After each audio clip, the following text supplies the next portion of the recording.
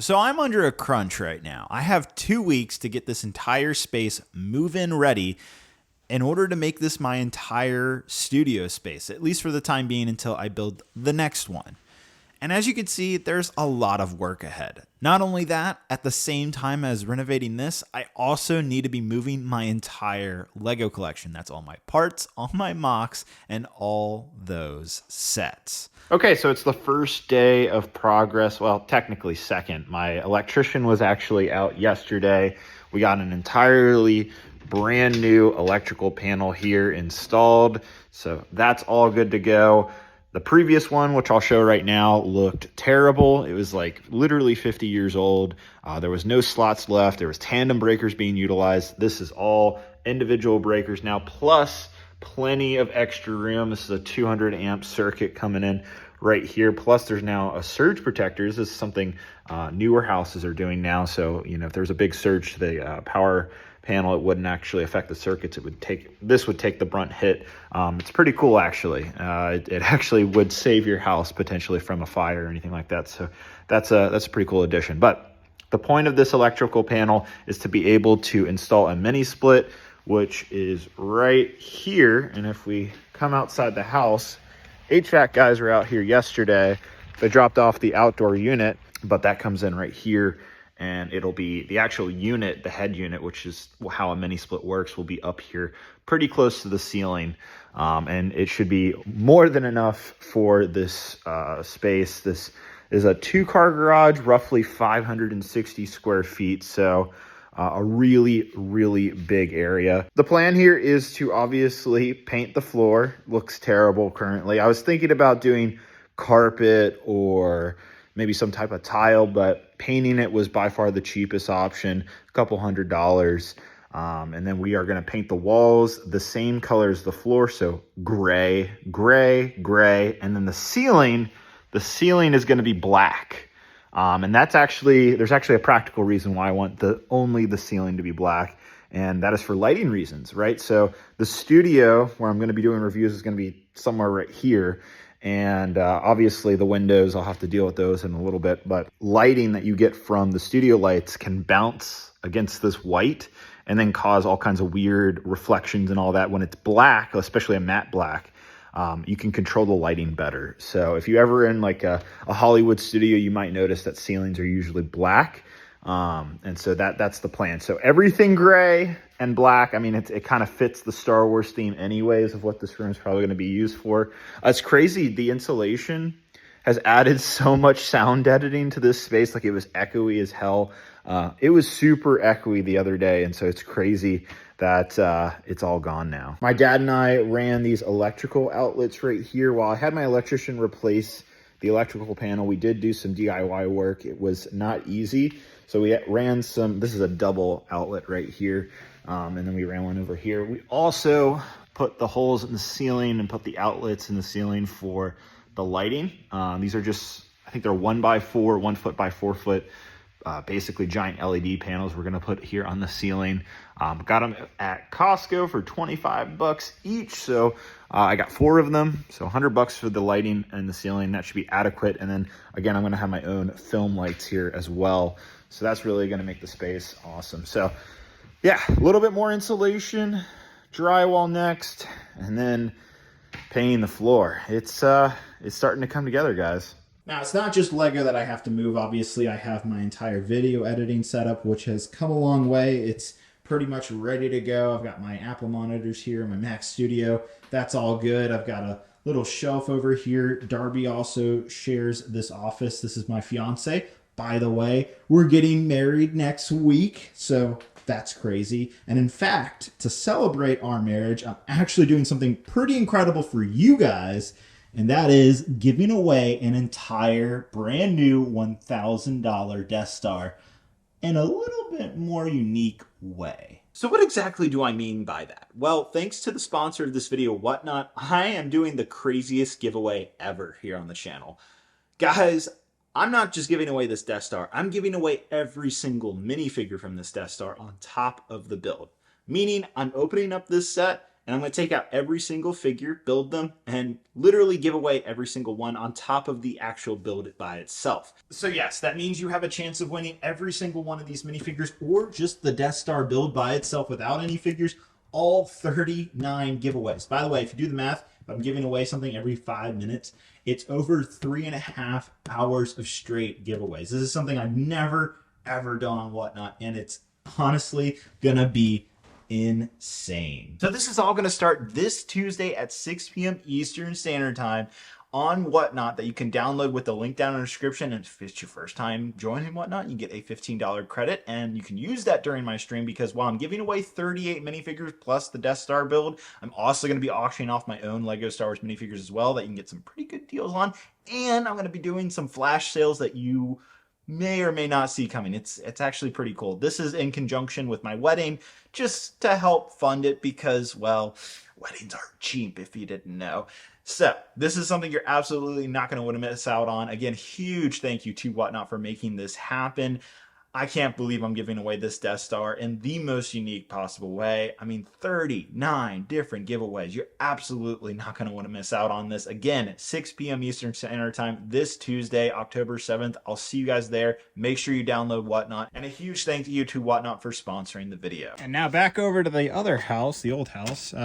We are currently, and I say we, it's really Owen over here doing the hard work, packing every single one of these bins that are on these shelves. I've done a few myself, but what I've been doing is, well, I'm actually going to be taking down all these shelves right here, but I'm also packing up the bins themselves. And you can see we're leaving the little parts that I just taper on to the side of the bins, so that way we'll just literally pour them right back into the bins at the new place. It's the easiest method I could figure out. So we're bagging all the parts in the bins. I don't think I realized how many of these there were. What about you, Owen? Is it too much? It's taking forever. I don't know. I don't know how long it's going to... I mean, we've made a dent where we've like cleared out one shelf and it's already this many bins, right? 5 bins from Costco, 5 of these giant bins, is this entire shelf, and then just all the way across the room. I did the math. 26 of these bins is what it's going to take to literally bag and pack away all of these. Now, I could be using boxes, but if any of you have ever experienced heavy amounts of Lego, they're extremely heavy. And so these durable Costco bins are definitely the way to go. Plus, they're sealed. They're airtight. Elements aren't going to get them. I'm not sure if they're going to be at my house or they're going to be in a storage unit. So best that they stay in something nice and safe that the elements can't get to, especially given how valuable this is to me. I don't want anything to happen to it. So we're going to continue. I'm going to start taking down all of these shelves one section at a time. I'm also labeling each bin, so like all the plates, all the slopes, all the plant pieces, they'll all be labeled so I know what's what. And yeah, it's kind of organized chaos. That's what I would call this. So the time has come to finally take Geonosis apart, taking all the minifigures off. It's had its time. I've got to enjoy this all year. I finished it back in December of last year, and it's been about 9 months that the mock's been on display here, much longer than I was expecting. But this isn't necessarily the end of the mock. I don't know if I'll have it displayed in my own studio. It definitely might make its way to a convention here in the coming months, and maybe something else. I don't know. This isn't the end for Geonosis, I promise you that. I have to start taking all the Lego sets off the IKEA shelves. These are the IKEA Ivor shelves. They've been trusty for, oh goodness, at least 6 years now. I think I bought them in like 2019, 2020, right when the pandemic was starting. Actually, I renovated my Lego room and got these shelves, and they've been great. A lot of people have been wondering about the corner shelves because IKEA actually discontinued these. Probably because of me, because I ordered like literally dozens of these corner shelves and they would fall apart. There was some systemic problem with the way that the brace is attached to the corners. It just would not work very well. Every time I've moved now, these little metal brackets that hold in place onto the little studs at the side of the main structure of the shelf would just fall off constantly. And I'm sure I wasn't the only person complaining about it to IKEA. I asked for replacements and they had to send me I think at least 10 or 12 replacement corner shelves because they just kept failing on me. And I think so many other customers had so many problems that they ultimately discontinued the corner shelves. Hopefully they'll make a return one day. They'll just come up with a better design. But yeah, you can't get the corners anymore, just the straight shelves. So I kind of feel lucky that it's a little bit of an exclusive item that I have here. I get this all the time. How do I move this collection? Like, how do I do it, right? How do you take this many Lego sets and move it from one place to another? And this is my 4th time doing this now. And I go back to the handy dandy, plop the set fully built into a bin and let it ride. I'm not even joking.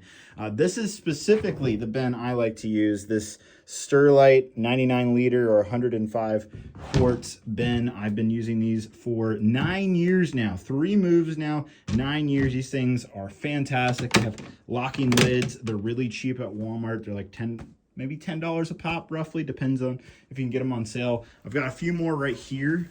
So this is like another 4 of them, but I actually have, I think, 16 or 20 of these in total. So I need a lot of them. And of course, they don't fit the big sets like the AT-AT Walker. Those have to be, well, those get special care. They get to go in the car by themselves as like a little passenger. But everything else here, for the most part, even the sail barge can fit in these bins. It's quite incredible. Death Star over here obviously is also going to get special treatment. Saw some jokes on Reddit, by the way, about this is apparently the correct way to display the Death Star, which I thought was hilarious. I'll let you guys decide on that. But yeah, all I do is take the sets, put it in these bins, and yes, pieces fall off. Yes, sections break, but it's better than having to rebuild the sets from scratch. You know, I get a lot of questions about my studio setup, and it's 3 lights, right? So we have one giant big box LED over here. This is a higher end light. We have this, it's like a thinner panel light that just hangs from the ceiling. This is just a ceiling mount I got from B&H. And then we have one more big globe over here. So the good old classic three light setup. I think the dimensions are 12 by 15 feet roughly. From this way, it's 15 feet from the closet to the door. It's about 12 feet. So pretty small room, maybe slightly on the bigger side of things. But for this house, it was built in the 1980s. It's pretty sizable, I suppose. And then I have 2 closets right here that literally, I'll show you what's inside these. It's things like the shadow box that I didn't want to have like a bunch of dust, random sets, Harry Potter stuff. I've got a whole trash bag of, I guess, shock troopers, and just some other miscellaneous things. There's some 212th troopers and pillows are back there. Just things that I need to hide away. Now, one of the other questions I get is, how do I deal with the dust? And the answer is right here, one of these air purifiers. I probably need to clean, yeah, see, look at all that dust it collects, and some dog hair as well. So yeah, it's probably been about a month or 2 since I last vacuumed it. So that needs to be cleaned off before the move. But this is how you control the dust. You know, you could have the greatest air conditioning system ever in your home, and while it might take away a lot of the dust, especially if you're in an older home, you might want to invest in those air purifiers.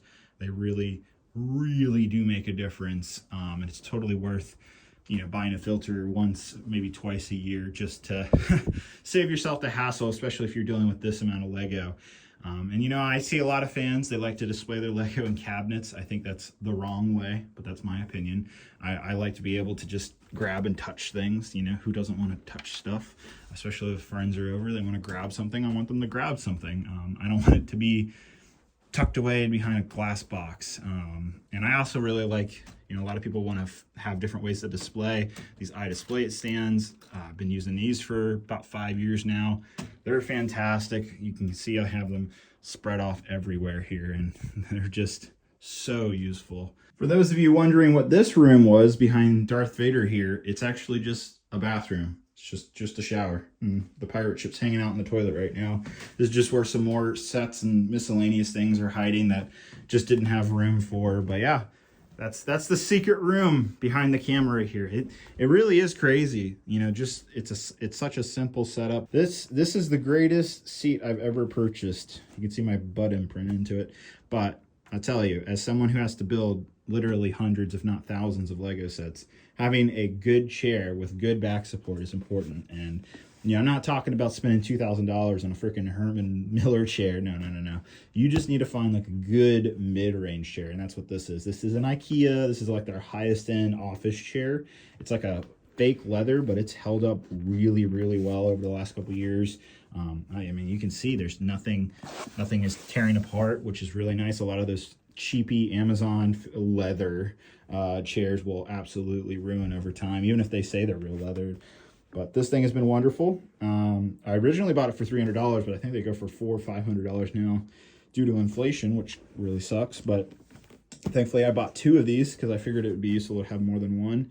And obviously, it's paid off. This side is basically all my non-Star Wars, and I kind of have to take that back because there is the Falcon and the dioramas right here, but mostly non-Star Wars. So we got Transformers, Lord of the Rings, Harry Potter, Castle, miscellaneous other things, some modular buildings, all that jazz. We have the Bugatti hanging out there, all the cars that I have, and then these are all the sets that needed a review that I don't think I'm going to get to, so it's going to have to wait until the new studio. As for my camera setup, very straightforward. You know, it's nothing crazy. This is like a really cheap $30 stand I got like off Amazon maybe 10 years ago, and it's still working perfectly fine. This is let's see here, the Sennheiser MKE 600 microphone, and that's wired up into an XLR module that hooks right into the camera, so it actually powers off the camera, so I don't even have to deal with batteries for the microphone, which it's a YouTuber's nightmare when your microphone dies or it didn't work properly and you upload the footage to your computer and it has no sound, and you're just like, yeah, I'm having a day. That's the reaction to that. This is my cinema camera. Absolutely overkill for YouTube, unnecessary. Honestly, Canon's base cameras now are more than adequate for YouTube. I'm personally a huge fan of Canon. I'm very biased, and I will say that to the end of time. But regardless, whether it's Canon, Nikon, Sony, heck, you could get a Fujifilm and make it work. Any of these higher end cameras are wonderful, but I'm just using my iPhone right now, and clearly it does a good job. But I went to film school. This is just the stuff I really enjoy. I get this big stuff just because of the pure hobby aspect of it, and I just love experimenting with different focal lengths, and hopefully that shows in my reviews. I get a lot of comments from you guys saying how high quality the reviews are and how you appreciate that. So clearly some of, not this, but some of the higher end equipment is appreciated by the fans, which honestly just makes my day. It just makes me happy to be able to afford this equipment. It took many, many years. You know, I started off with I think it was a Canon 7D Mark II back in the day, a DSLR, and worked my way up into the mirrorless world. And it took tears, it took time, it took, well, working hard to get to this point of being able to afford these nicer cameras. And I don't just use this stuff for YouTube, believe it or not. I also shoot wedding videos on the side. I think over the last couple of years, I've shot about 50 videos, 50 separate weddings, which is quite a lot, but not a ton. It's just something I like to do on the occasion. Okay, so it's been a few days now, and I've cleared out every single Lego Star Wars set except for a few UCS sets and a few play sets that I need out for some reviews. But I think a lot of you were probably wondering about this one, the Death Star 2, the 2005 set. How on earth do you move this thing and still keep it together? And I have found the solution utilizing the biggest box that I had. I'm gonna leave it open like this, and then I just have a whole bunch of these big comfy pillow bags around it, and this seems to be keeping it at bay. Obviously I'm going to baby it in the car. It's about a 30-minute drive, but yeah, this was the toughest one, because like you can barely grab this thing anywhere without it falling into a million pieces. This is one of the most fragile Ultimate Collector Series sets that Lego ever made. As beautiful as the Death Star 2 is, it's extremely fragile. It's not the greatest set in terms of rigidity. All right, so it's been a week now, and the studio space is just about finished. As you can see here, the paint's done now, all the drywall was done as well. Got a few Lego sets in here, so it gives you an idea of perspective and size. We have the $1,000 desk slice right here. Surprisingly, transporting this was pretty easy. Did not break at all, which I was shocked by. 30-minute drive, and it's just fine. You know, the Razor Crest, the Superstar Destroyer, and the Concorde, all weird sets that don't fit very well in a box. But yeah, So what this space is going to be used for is primarily reviews, a little bit of like merchandise fulfillment area off to the side, but this is mostly where every single review is going to be taking place. And there's really not much left work to do. New garage door left to come, insulation in the ceiling, which can be blown in through the attics, and that can be done later. And there will be a mini split right here for air conditioning. So this is it. This is the future of Solid Brick Studios, and it starts today.